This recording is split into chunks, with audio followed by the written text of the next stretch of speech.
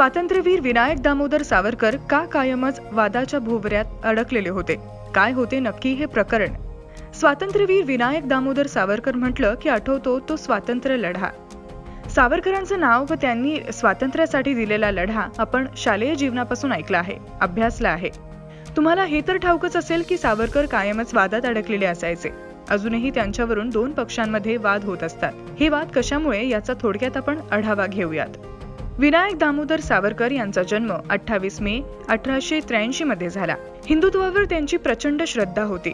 ते कट्टर हिंदू होते. त्यांचे व गांधीजींचे विचार जुळत नसत आणि याच कारणामुळे सत्ताधारी पक्ष आणि विरोधी पक्षांमध्ये सातत्याने खटके उडत असतात. तुम्हाला ठाऊकच असेल की सत्ताधारी पक्ष अर्थात भाजप हिंदुत्वाच्या विचारधारणेवर राजकारण करतो, तर विरोधी काँग्रेस पक्ष सावरकर आणि सावरकरांच्या विचारांचा कायम विरोध करतो. या वादाचं गुपित देखील इतिहासात दडलं आहे. चला तर मग आज पाहूयात स्वातंत्र्यवीर विनायक दामोदर सावरकर का कायमच वादाच्या भोवऱ्यात अडकलेले असायचे. स्वातंत्र्य सैनिकांच्या यादीत काही प्रमुख नावांपैकी एक महत्त्वाचं नाव म्हणजे स्वातंत्र्यवीर विनायक दामोदर सावरकर. त्यांनी शिवाजी हायस्कूल नाशिक येथून आपलं शालेय शिक्षण पूर्ण केलं व 1901 मध्ये मॅट्रिकची परीक्षा दिली. लहानपणापासूनच सावरकर अतिशय हुशार आणि चतुर होते. मुख्यतः अभ्यासावर त्यांची चांगलीच पकड होती.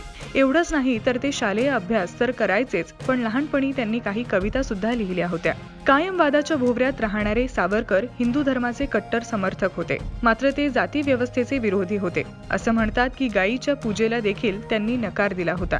सावरकर पूजेला अंधश्रद्धा म्हणायचे. त्याचबरोबर सावरकर इंग्रजी भाषेच्या विरोधात होते. विदेशातून आलेल्या वस्तूंचा देखील ते विरोध करायचे. त्यांनी 1905 मध्ये दसऱ्याच्या दिवसापासून विदेशातून आलेल्या वस्तूंना आणि कपड्यांना आग लावून पेटवून द्यायला सुरुवात केली होती व त्या दिवसापासून त्यांनी विदेशी माल मिळेल तेव्हा त्याची राख केली. सावरकरांनी इंडियन वॉर ऑफ इंडिपेंडन्स हे पुस्तक लिहिलं, ज्यात त्यांनी गोरिला वॉर स्टाईलचा उल्लेख केला. सावरकरांनी ही युद्धशैली लंडन मधून शिकली होती. या पुस्तकाला ब्रिटिश एम्पायर प्रकाशित होऊ देत नव्हते, मात्र मॅडम भिकाजी कामा यांनी हे पुस्तक प्रकाशित केलं व पुढे नेदरलँड, जर्मनी, फ्रान्स या देशांमध्ये या पुस्तकाच्या प्रती पोहोचवण्यात आल्या. सावरकरांना जुलै 1911 मध्ये 50 वर्षांसाठी काळ्या पाण्याची शिक्षा सुनावण्यात आली. इंडियन नॅशनल काँग्रेसद्वारा दबाव टाकण्यात आल्यानंतर त्यांना सेल्युलर जेलमध्ये शिफ्ट करण्यात आले. या मुद्द्यावर अजूनही सत्ताधारी व विरोधी पक्षात वाद होतात. सावरकरांनी तुरुंगात असताना इंग्रजांनी माफी मागितली होती असा काँग्रेस पक्षनेते दावा करतात, तर या गोष्टीची कुठेही अधिकृत नोंद नाही असं भाजप नेत्यांचं मत आहे. काही दिवसांपूर्वीच संसदेत यावरून वाद झाले. सेल्युलर जेलमध्ये शिफ्ट केल्यानंतर पुढे लवकरच त्यांची शिक्षा देखील माफ करण्यात आली.